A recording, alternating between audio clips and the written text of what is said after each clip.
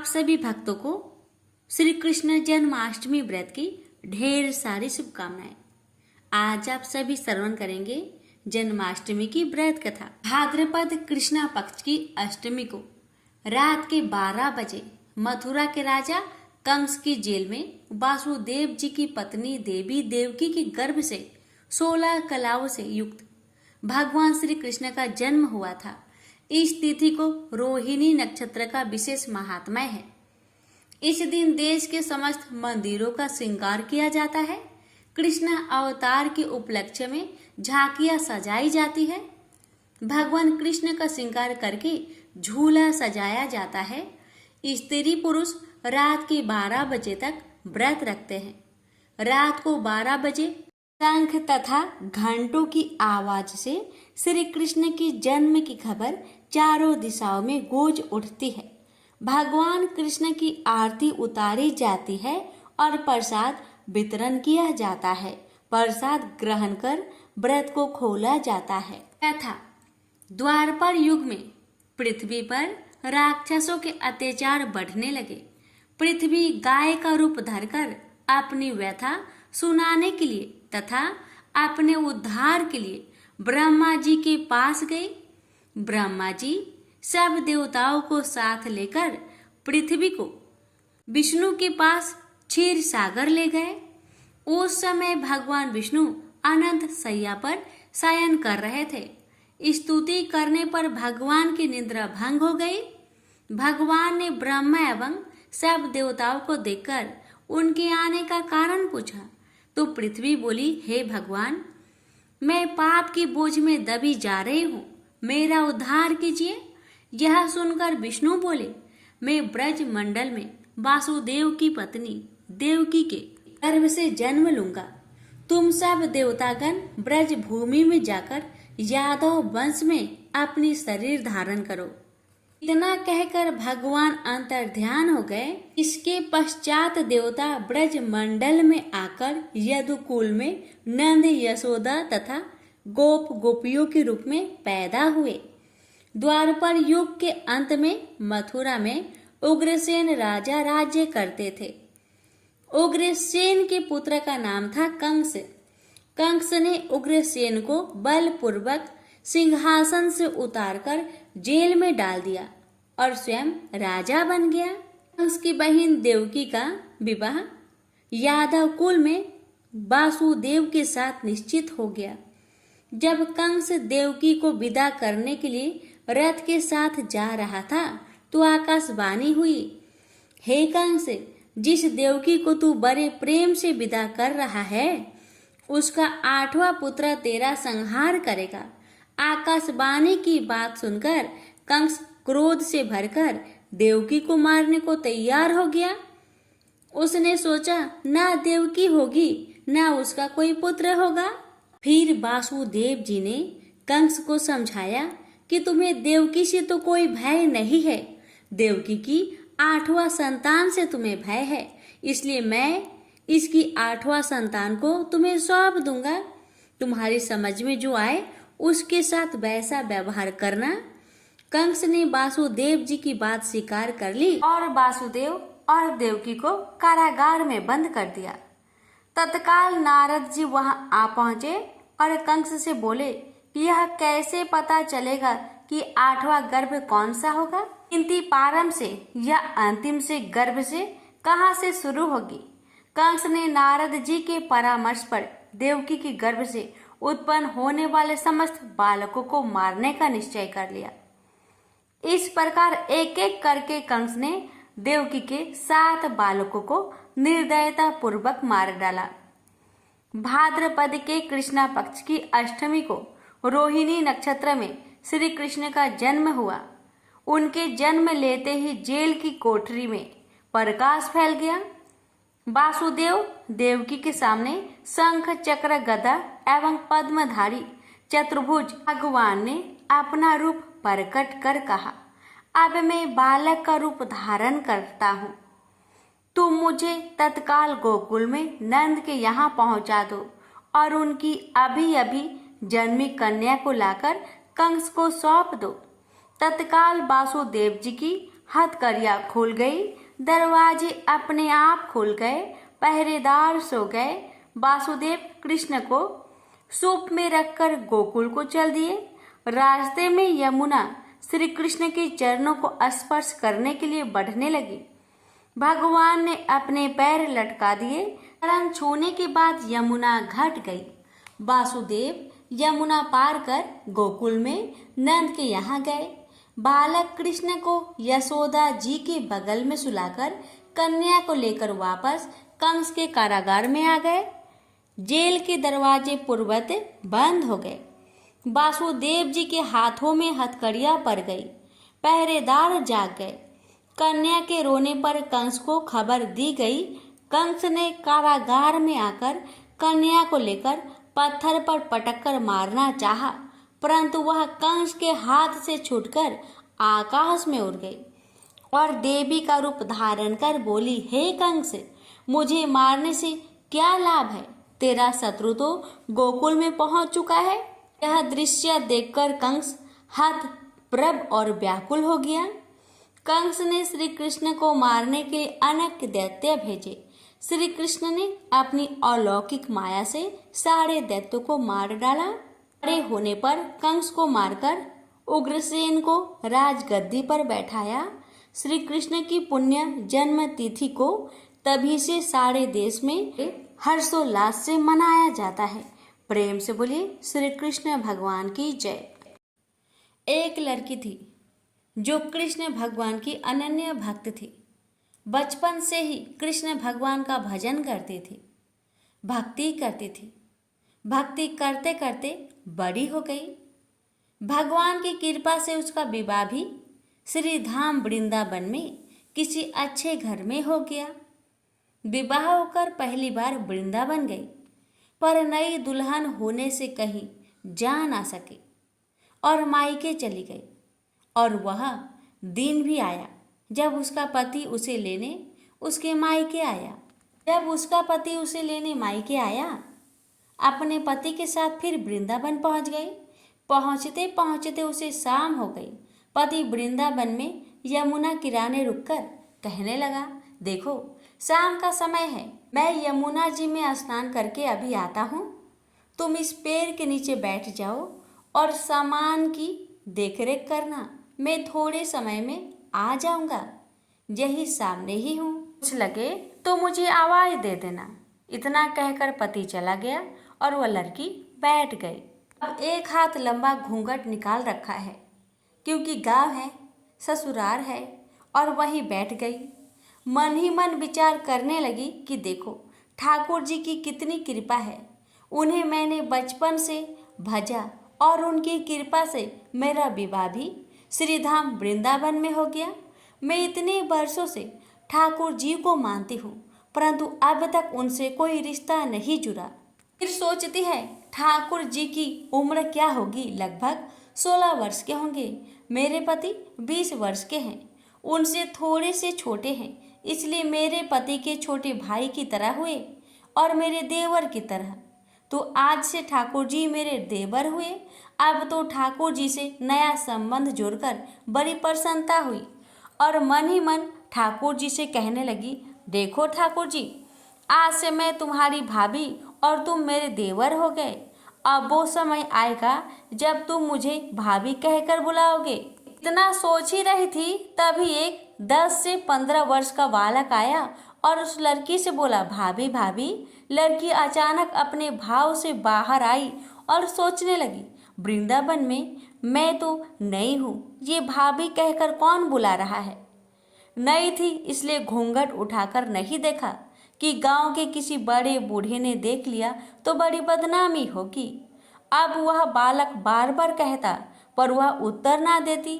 बालक पास आया और बोला, भाभी तनिक अपना चेहरा तो दिखाई दे। अब वह सोचने लगी, अरे ये बालक तो बड़ी जिद कर रहा है, इसलिए कस के घूंघट पकड़कर बैठ गई कि कहीं घूंघट उठाकर देख ना ले। लेकिन उस बालक ने जबरदस्ती घूंघट उठाकर चेहरा देखा और भाग गया। थोड़ी देर में उसका पति आ गया। उसने सारी बात अपने पति से कही। पति ने कहा, तुमने मुझे आवाज क्यों नहीं दी? लड़की बोली, वह तो इतने में ही भाग ही गया था। पति बोला, चिंता मत करो, वृंदावन बहुत बड़ा थोड़े ही है। कभी किसी गली में खेलता मिल गया तो हड्डी पसली एक कर दूंगा, फिर कभी ऐसा नहीं कर सकेगा। तुम्हें जहाँ भी दिखे मुझे जरूर बताना। फिर दोनों घर गए। कुछ दिन बाद उसकी सास ने अपने बेटे से कहा, बेटा देखो, तेरा विवाह हो गया है, बहू मायके से भी आ गई, पर तुम दोनों अभी तक बाके बिहारी जी के दर्शन के लिए नहीं गए। कल जाकर बहू को दर्शन करा कर लाना। अब अगले दिन दोनों पति पत्नी ठाकुर जी के दर्शन के लिए मंदिर जाते हैं। मंदिर में बहुत भीड़ थी। लड़का कहने लगा, देखो तुम स्त्रियों के साथ आगे जाकर दर्शन करो, मैं भी आता हूँ। अब वह आगे गई पर घूंघट नहीं उठाती। उसे डर लगता कोई बड़ा बूढ़ा देखेगा तो कहेगा, नहीं बहू घूंघट बिना घूम रही है। बहुत देर हो गई। पीछे से पति ने आकर कहा, अरे बाबली, बिहारी जी के सामने हूँ, घूंघट काहे ना ही खोले। घूंघट नहीं खोलेगी तो दर्शन कैसे करेगी। अब उसने अपना घूंघट उठाया और जो बाके बिहारी जी की ओर देखा तो बाके बिहारी जी की जगह वही बालक मुस्कुराता हुआ देखा। तो एकदम से चिल्लाने लगी, सुनिए, जल्दी आओ, जल्दी आओ। पति पीछे से भागा भागा आया और बोला, क्या हुआ। लड़की बोली, उस दिन जो मुझे भाभी भाभी कहकर भाग गया था वह बालक मिल गया। मैंने कहा, कहाँ है, अभी उसे दिखता हूँ। तो ठाकुर जी की ओर इशारा करके बोली, ये रहा, आपके सामने ही तो है। उसके पति ने जो देखा अवाक रह गया और बोला, तुम धन्य हो, वास्तव में तुम्हारे हृदय में सच्चा भाव ठाकुर जी के प्रति है।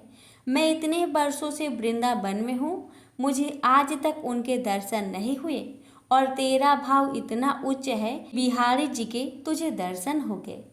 से बोली, बाके बिहारी लाल की जय हो। एक बार 3 साधु थे जो बरसाना की ओर जा रहे थे। उनमें से एक साधु जो वृद्ध था वह कहने लगा कि मैं अब यमुना के किनारे आसन लगाकर रहूंगा। तुम दोनों जवान हो इसलिए तुम आगे चले जाओ। जब दोनों युवा साधु चलते चलते बरसाना के निकट पहुँचे तो कहने लगे कि अब तो हम श्री जी के गांव में पहुँच ही जाएंगे। एक तरह से हम राधा रानी के मेहमान हुए हैं, इसलिए हम बरसाना में भिक्षा नहीं मांगेंगे। राधा रानी के मंदिर में आरती के समय जो प्रसाद मिलेगा वही खा लिया करेंगे, और अगर कोई भोजन करवा देगा तो कर लेंगे, अन्यथा किसी से मांगेंगे नहीं।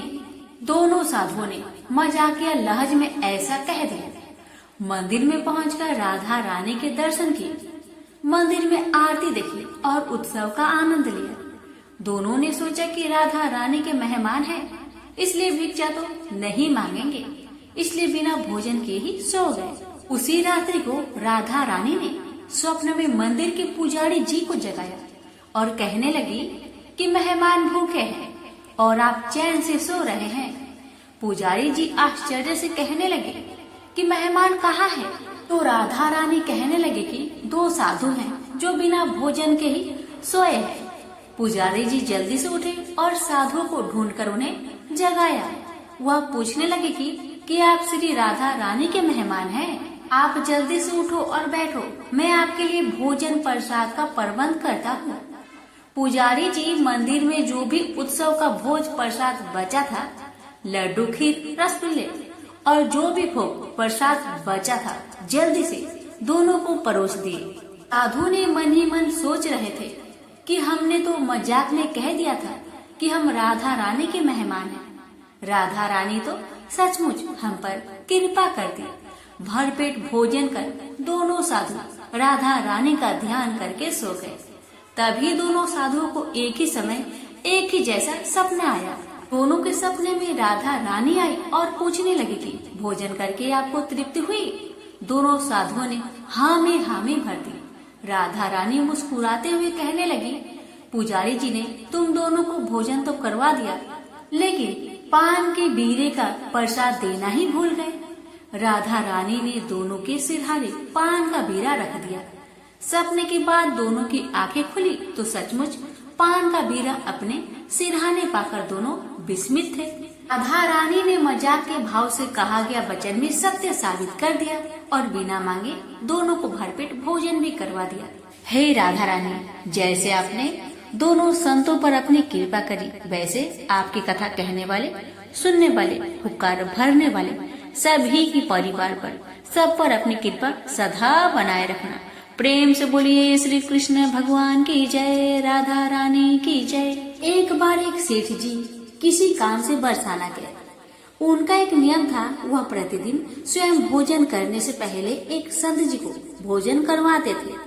सेठ जी ने भोजन के समय नौकर से बोला कि किसी संत को ढूंढ कर ले आओ। राधा रानी की कृपा से नौकर को कोई भी संत नहीं मिला, क्योंकि उस दिन सभी संत किसी भंडारे में चले गए थे। नौकर को राधा रानी के मंदिर के बाहर एक पागल व्यक्ति मिला। नौकर मन में विचार करने लगा कि अगर सेठ को संत नहीं मिला भोजन करवाने के लिए, तो वह हमें भी भोजन नहीं करने देगा। इसलिए वह पागल व्यक्ति को बाजार ले गया। नौकर ने पागल को लाल कपड़े खरीद कर दिए और गले में माला पहना दी और माथे पर तिलक लगा दिया। वह कहने लगा कि मैं सेठ को बोल दूंगा कि तुम संत हो। सेठ तुम्हें भरपेट भोजन करवाएंगे और अच्छी दान दक्षिणा भी देंगे। तुम कुछ मत बोलना, मैं कह दूंगा कि यह मौनी बाबा है। और उस पागल व्यक्ति को सेठ के पास ले गया। सेठ जी ने उनके अच्छे से चरण धोए और गरम गरम भोजन उसके आगे परोस दिया। उस व्यक्ति ने जीवन में पहली बार इतना अच्छा भोजन देखा था। भोजन देखते ही देखते उसे उठाकर खाने लगा तो सेठ ने उसे टोक दिया। सेठ कहने लगे कि तू नकली संत है, क्योंकि संत तो भोजन से पहले प्रार्थना करते हैं, उसके पश्चात भोजन करते हैं। सेठ ने उसे भगा दिया। भिखारी रोता हुआ वहाँ से चला गया। सेठ ने श्री जी से क्षमा मांगकर भोजन कर दिया। उधर भिखारी भूख के कारण वह रोता रहा। रात को सेठ जी को राधा जी ने दर्शन दिए। वह कहने लगी कि तू तो वैसे तो बड़ा दानवीर बना फिरता है, लेकिन तूने उस भिखारी को भूखा ही भेज दिया। सेठ कहने लगा कि वह संत नहीं था, वह तो पाखंडी था। राधा रानी मुस्कुराते हुए बोली, मैं तो उसे कई सालों से खाना खिला रही हूँ, आज तक वह भूखा नहीं सोया। मैंने कभी नहीं सोचा कि वह पाखंडी है या फिर संत। तुम्हें क्या एक समय का भोजन करवाना पड़ा? तुम उसका सतवत ढूंढने लगे, जबकि मैं तो उसे बिना किसी भेदभाव के वर्षों से भोजन करवा रही हूँ। राधा रानी की बातें सुनकर सेठ जी को अपनी गलती का एहसास हुआ। उन्होंने राधा रानी से हाथ जोड़कर क्षमा मांगी। राधा रानी ने भी सेठ जी को क्षमा कर दिया। प्रेम से बोलिए श्री कृष्ण भगवान की जय, राधा रानी की जय। गणेश जी की कथा। पौराणिक कथा के अनुसार एक समय की बात है कि भगवान विष्णु का विवाह माता लक्ष्मी जी के साथ निश्चित हुआ। विवाह की सभी तैयारी होने लगी। सभी देवी देवताओं को निमंत्रण भेजे गए, लेकिन भूलवश गणेश जी को निमंत्रण देना रह गया था। इधर भगवान विष्णु की बारात जाने का समय आ चुका था।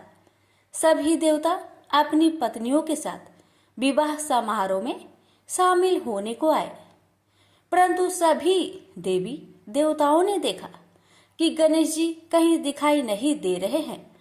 तब उन सभी ने आपस में चर्चा की, क्या गणेश जी को नहीं न्योता दिया गया या गणेश जी ही नहीं आए हैं।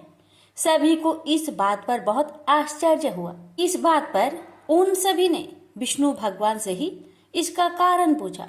विष्णु भगवान से पूछने पर उन्होंने कहा कि हमने गणेश जी के पिता भोलेनाथ, महादेव और माता पार्वती को न्योता भेजा था।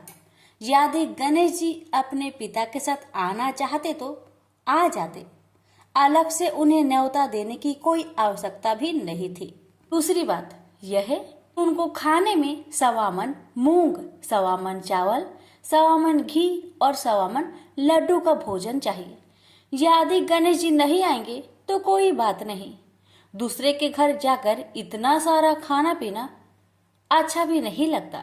इतना वार्ता कर ही रहे थे कि किसी एक ने सुझाव दिया, यदि गणेश जी आते तो उनको द्वारपाल बनाकर बैठा सकते थे कि आप घर की याद रखना। आप तो चूहे पर बैठकर धीरे धीरे चलोगे तो बारात में बहुत पीछे रह जाओगे। यह सुझाव सबको पसंद आ गया तो फिर विष्णु भगवान ने भी अपनी सहमति दे दी। तब गणेश जी को निमंत्रण देकर आमंत्रित किया और उनको समझा बुझाकर घर की रखवाली करने को बैठा दिया गया। बारात चल दी। तब नारद जी ने देखा कि गणेश जी तो दरवाजे पर ही बैठे हुए हैं, तो वे गणेश जी के पास गए और रुकने का कारण पूछा। गणेश जी कहने लगे कि विष्णु भगवान ने मेरा बहुत अपमान किया है। नारद जी ने कहा कि आप अपनी मूषक सेना आगे भेज दो तो वह रास्ता खोद देगी, जिससे उनके वाहन धरती में धंस जाएंगे। तब आपको सम्मान पूर्वक बुलाना पड़ेगा। अब तो गणेश जी ने अपनी मूषक सेना को आदेश दिया, जाओ, और सेना ने जमीन पोली कर दी। जब बारात वहां से निकली तो रथों के पहिए धरती में धंसने लगी। लाख कोशिश की परंतु पहिए नहीं निकले। सभी ने अपने अपने उपाय किए परंतु पहिए तो नहीं निकले, बल्कि जगह जगह से टूटने लगे। किसी को समझ में नहीं आ रहा था कि अब क्या किया जाए। तब तो नारद जी ने आकर कहा, आप लोगों ने गणेश जी का अपमान किया, जिस कारण यह विघ्न आ रहे हैं। यदि उन्हें मनाकर लाया जाए तो आपका कार्य सिद्ध हो सकता है और यह संकट टल सकता है। शंकर भगवान ने अपने दूत नंदी को भेजा और वे गणेश जी को लेकर आए। गणेश जी का आदर सम्मान के साथ पूजन किया गया। फिर रथ के पहिए निकलने लगे और यह संकट टल गया। अब रथ के पहिए निकल तो गए परंतु वे टूट फूट गए थे, तो उन्हें सुधारे कौन। पास के खेत में एक खाती काम कर रहा था। उसे बुलाया गया। खाती अपना कार्य करने से पहले श्री गणेशाय नमः कहकर गणेश जी की वंदना मन ही मन करने लगा। देखते ही देखते खाती ने सभी पहियों को ठीक कर दिया। तब खाती कहने लगा कि हे देवताओं, आपने सर्वप्रथम गणेश जी को नहीं मनाया होगा और न ही उनकी पूजन की होगी, इसलिए तो आपके साथ यह संकट आया है। मैं तो मूर्ख अज्ञानी हूँ, फिर भी पहले गणेश जी को पूजते हैं, उनका ध्यान करते हैं। आप लोग तो देवगण हैं, फिर भी आप गणेश जी को कैसे भूल गए। अब आप लोग भगवान श्री गणेश जी की जय बोलकर जाए तो आपके सब काम बन जाएंगे और कोई संकट भी नहीं आएगा। ऐसा कहते हुए बारात वहां से चल दी और विष्णु भगवान का लक्ष्मी जी के साथ विवाह संपन्न करा के सभी सकुशल घर लौट आए। हे गणेश जी महाराज, आपने विष्णु को जैसा कार्य सरियो ऐसा कार्य सबको सिद्ध करिजो। बोलिए गजानन भगवान की जय।